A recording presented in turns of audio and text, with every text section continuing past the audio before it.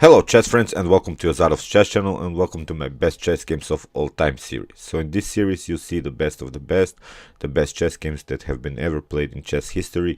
So today it's time for the legendary Paul Morphy. Paul Morphy, they used to call him the Isaac Newton of chess.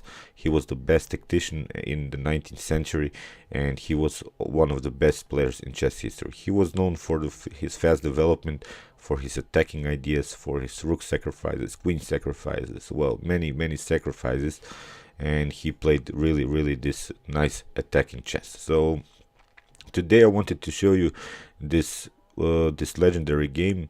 It was played in an opera house in 1858 against two dukes, the Duke Karl and Count Isouard, and they challenged into a casual game, and the two of them could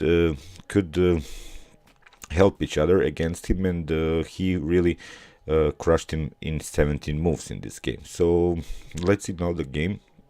It was one of the best tactical games that I've ever seen in my life, and of course it deserves to be on a list of the best chess games of all time. So let's see now the game. Of course, Paul Morphy was he very often played e4 because in the 19th century, many of these gambit lines were played, like the Evans Gambit and the King's Gambit and stuff like that. So we have here e5, knight on f3, and here d6, the Philidor defense. And of course here Paul Morphy played the most aggressive line with d4, and here the dukes they probably considered here many options, but they choose here to play bishop on g4.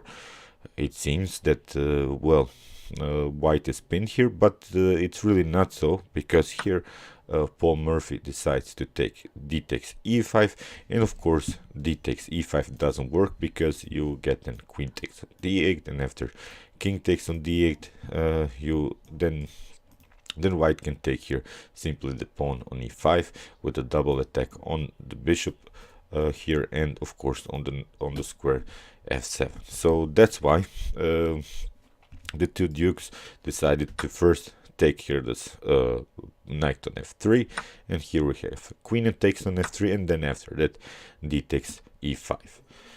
So what we have here is now a symmetrical pawn structure, and this symmetrical pawn structure can be sometimes good when you play with your knight, so when your opponent does have a bishop pair, but it's really the problem because the bishops of Paul Morphy can really play actively, and they have really nice diagonals. You see the bishop is covering here a very nice diagonal, and of course this bishop also it can play very well, and of course you have no counterplay against this bishop. So here after bishop on c4, black is already forced to do something, because if you protect this f7 square with your queen, you have of course a lack of development because you are blocking out your own bishop.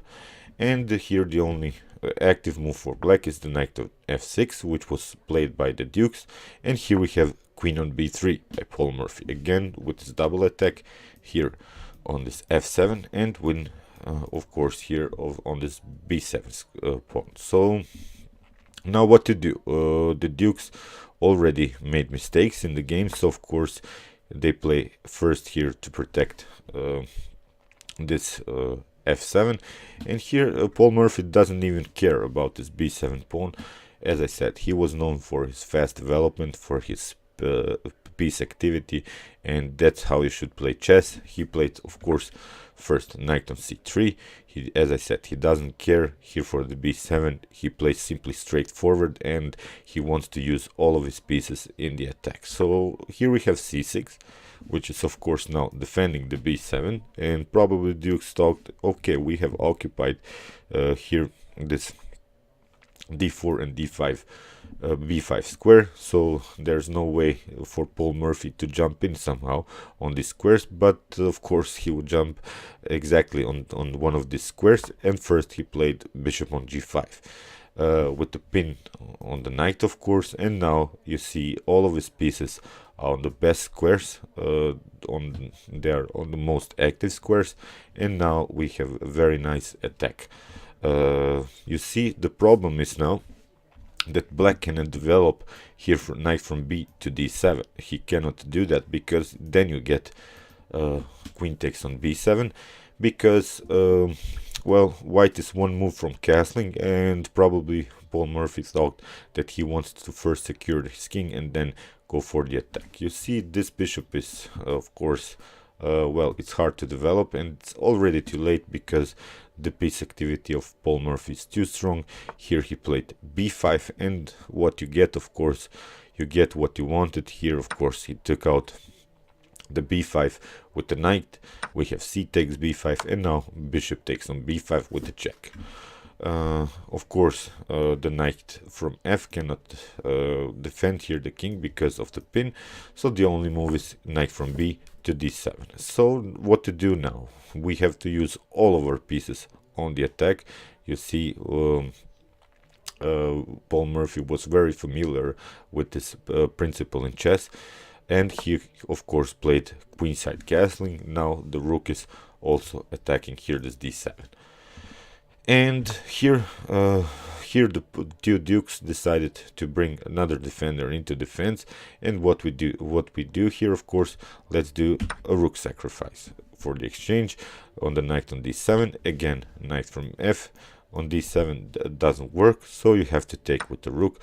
Rook takes on d7. Now you have, of course, to use your other rook in the attack. So here we have, of course, rook from h to d1.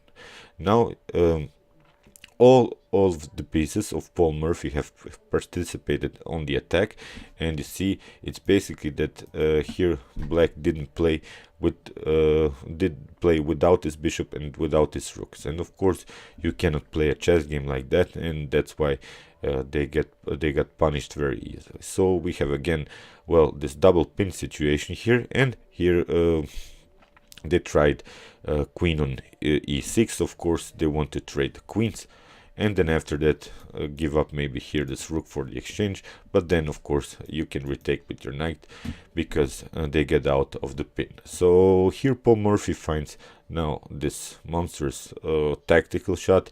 He plays first bishop takes on d7, and of course you don't want to take with your queen because rook takes on d7, and now we have knight takes on d7. And what we do next?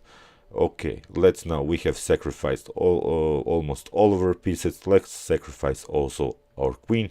We have here queen on b8, and here black of course took out with the knight, and you get rook on d8 checkmate. Very, very nice. I always laugh when I see this game, and this is something else, I think. So congratulations for Paul Morphy. I sometimes when I'm sad or something, I just watch one of his games and I'm perfectly fine and okay. I hope you enjoyed this game. You can also watch meanwhile my other best chess games of all time, and of course you can watch my new series playing d4, and of course you can subscribe to my channel. Thanks you for watching. Chess is the best, of course.